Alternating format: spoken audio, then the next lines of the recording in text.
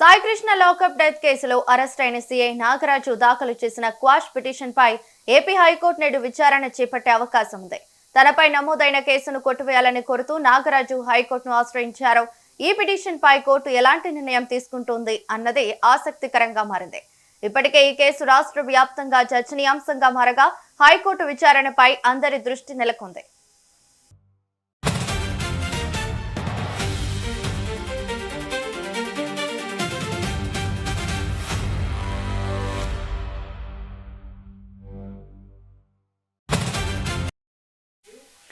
Saikrishna lockup death కేసులో arrest అయిన CI Nagaraju దాఖలు చేసిన క్వాష్ పిటిషన్ పై ఏపీ హైకోర్టు నేడు విచారణ చేపట్టే అవకాశం ఉంది.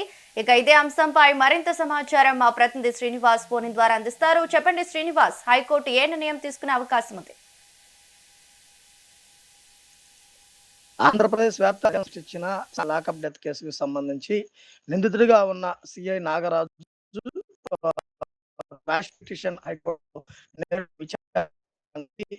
విచారణ విషయాలు బయటకు వస్తాయి. ఏమిటి పైన అక్రమంగా కేసు నమోదు చేశారు. సాయికృష్ణకు సంబంధించిన తన పాత్ర లేదు, కేవలం రాజకీయ కారణాలతో ఇలా చేశారంటూ కూడా నాగరాజు ఆరోపిస్తూ క్వాష్ పిటిషన్ తనపై ఉన్నటువంటి కేసును కొట్టివేయాలంటూ కూడా క్వాష్ పిటిషన్ దాఖలు చేశారు. దాని విచారణ ఈ రోజు హైకోర్టులో ఉన్న నేపథ్యంలో ఈ కేసులో ఎటువంటి పరిణామాలు జరుగుతాయి ఏంటి అనేది కూడా వేచి చూడాల్సినటువంటి పరిస్థితి ఉంది. అయితే ఒకవైపు క్వాష్ పిటిషన్ విచారణ జరుగుతున్నా మరోవైపు సిట్ కస్టడీకి నాగరాజును అప్పగిస్తూ సుప్రీంకోర్టు ఇచ్చిన నేపథ్యంలో సిట్ విచారణ చేస్తున్నటువంటి పరిస్థితి కూడా ఉండటం జరిగింది. అంటే రాష్ట్ర వ్యాప్తంగా సంచలనంగా మారి ఆ కేసులో పోలీసులు అదుపులోకి తీసుకున్న తర్వాత సాయికృష్ణ మృతి చెందాడా లేదా అసలు డెడ్ బాడీ ఏమైంది ఏంటి ఏం జరిగింది ఏం కూడా ఇప్పటికీ అధికారిక విషయాలు ఎడరించకుండా ఉన్నా కానీ నాగరాజు ఆ కేసు ఇన్వెస్టిగేషన్ చేసినటువంటి నాగరాజును ప్రధాన ముద్దాయిగా చూపుతూ కూడా అరెస్ట్ చేయడం జరిగింది. ఆయన అరెస్ట్ చేసిన తర్వాత ఆయన ఇంకో ముగ్గురును కూడా అరెస్ట్ చేసి జైలుకి పంపడం జరిగింది. కానీ నాగరాజు ఎప్పుడైతే అరెస్ట్ అయ్యాడో అరెస్ట్ అయిన తర్వాత తను ఈ కేసులో ఎటువంటి సంబంధం లేకుండా నన్ను ఇరికించారు, నాకు ఈ కేసుకి సంబంధం లేదు, నన్ను ఈ కేసు నుంచి బయటికి వచ్చే విధంగా క్వాష్ చేయాలి, తను ఏదైతే కేసులో ఉన్నారో దాన్ని ఎఫ్ఐఆర్ ని క్వాష్ చేయాలంటూ కూడా పిటిషన్ దాఖలు చేశారు.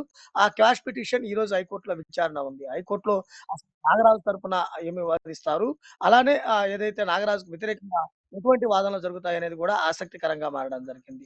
అంటే ముఖ్యంగా చూస్తే గనక సాయికృష్ణని అదుపులోకి తీసుకున్న నాగరాజే ఇప్పుడు నిందితుడిగా మారటము, నాగరాజు కూడా నాకు ఈ కేసుకు సంబంధం లేదు, నా మీద నమోదైన ఎఫ్ఐఆర్ క్వాష్ చేయాలంటూ కూడా పిటిషన్ దాఖలు చేసిన నేపథ్యంలో అసలు ఈ రెండింటికి లింక్ ఎలా ఉంటది, ఏ విధంగా ఉంటది, నాగరాజుపై ఎటువంటి ఆరోపణలు ఉన్నాయి, నాగరాజు ఎటువంటి సమాధానం ఏమన్నారు, అలానే నాగరాజు ఈ కేసుకు నాకు సంబంధం లేదంటూ కూడా ఎటువంటి వాదనలు వినిపించే అవకాశం ఉంది అనేది కూడా ఈ రోజు తెలియజేస్తుంది. అంటే నాగరాజు చేసిన పిటిషన్ ను హైకోర్టు క్వాష్ చేస్తుందా లేదా నాగరాజు పిటిషన్ ను డిస్మిస్ చేస్తుందా అనేది కూడా మరి కాసేపులో తెలియ అవకాశం కూడా ఉంది.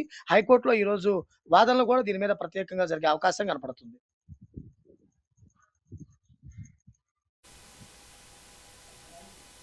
Thank you Srinivas.